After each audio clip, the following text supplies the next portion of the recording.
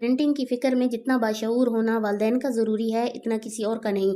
क्योंकि अगर वालिदैन शऊर नहीं रखते कि हमें अपने बच्चों की पेरेंटिंग कैसे करनी है, तो दूसरे कुछ ऐसे लोग आके बीच में लुक़मा दे जाते हैं, जिनकी हम अपनी पेरेंटिंग की तरफ देखें तो हमें समझ नहीं आता कि ये अपनी पेरेंटिंग के वक़्त कैसे थे और कहाँ गए थे। और हमें आके ऐसे मशवरे दे रहे होते हैं, जैसे उन्होंने हमारे सामने बहुत फर्स्ट क्लास के बच्चे ला के खड़े किए हैं।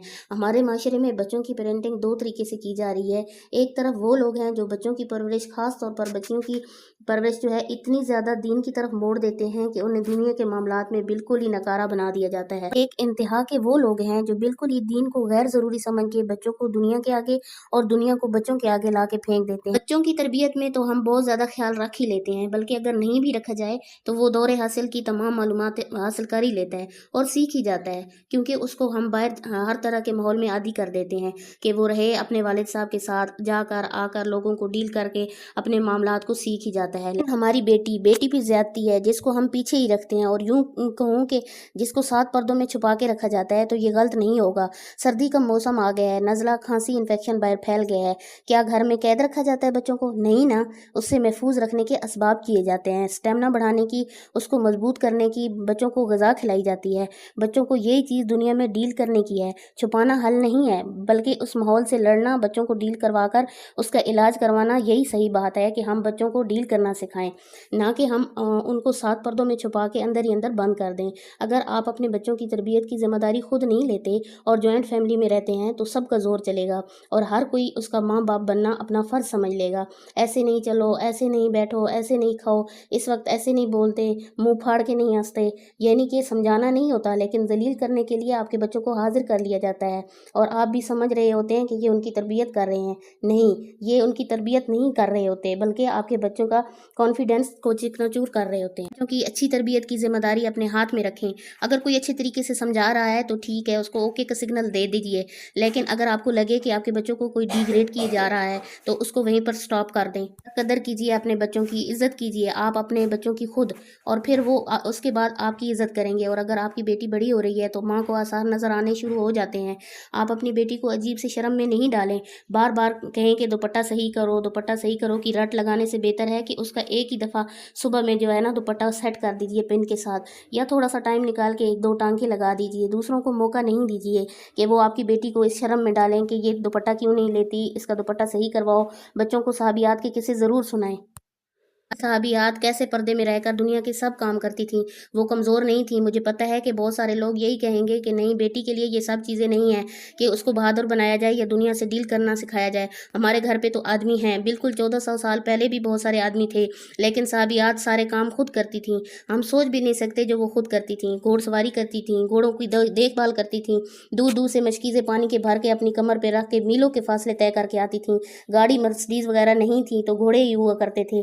तो आज के दौर में गाड़ियां, हमारी मर्सिडीज वगैरह, उस वक्त के घोड़सवारी को हम तशबीह देते हैं। कि मना नहीं हो सकती लड़की को, अगर वो पर्दे में रहकर कर रही है तो अपनी बेटियों को कुएं में बंद करके ना रखें। 1400 साल पहले हम पत्थरों का ज़माना कहते हैं। उस वक्त के पत्थर के ज़माने की औरतें बहुत मॉडर्न थीं, इस्लाम की हदूद में रहकर बहुत मॉडर्न थीं। वो बिज़नेस भी करती थीं। हज़रत खदीजा रज़ी अल्लाह ताला अन्हा की मिसाल आपके सामने है।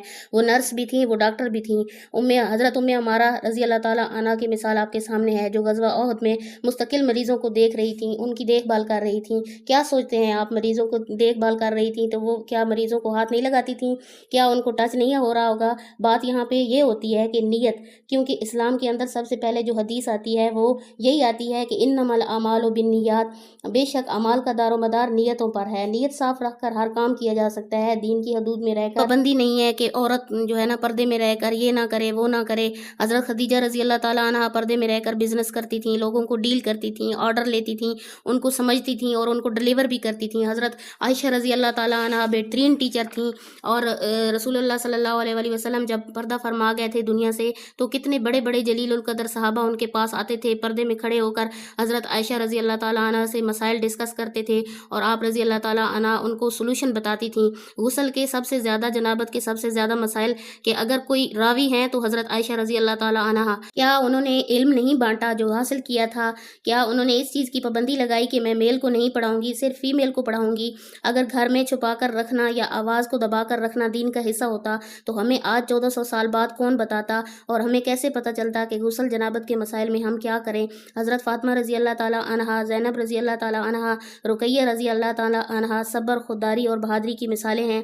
अगर उन पर जुल्म किया गया तो उन्होंने उस पर स्टैंड लिया, उस पर खड़ी हुई। करबला के वाक़यात सुने जाकर, उन साबियात के अमान रोज़ मिसालें आपके पास मौजूद हैं कि वो खामोश नहीं हुई, वो सब्र से बैठी, बल्कि अल्लाह के ऊपर सब छोड़ा। लेकिन शट अप कॉल ज़रूर दी उन्होंने, जो आज भी तारीख की किताबों में जिंदा है। बेटी को डराएं नहीं, उसको घर में कैद करके नहीं रखें, दुनिया से डील करना उसको सिखाएं, बहादुर बनाएं। कम हिम्मत लोगों को दुनिया खा जाती है, भेड़िए सिर्फ बकरी को ही खाते हैं, शेर को नहीं।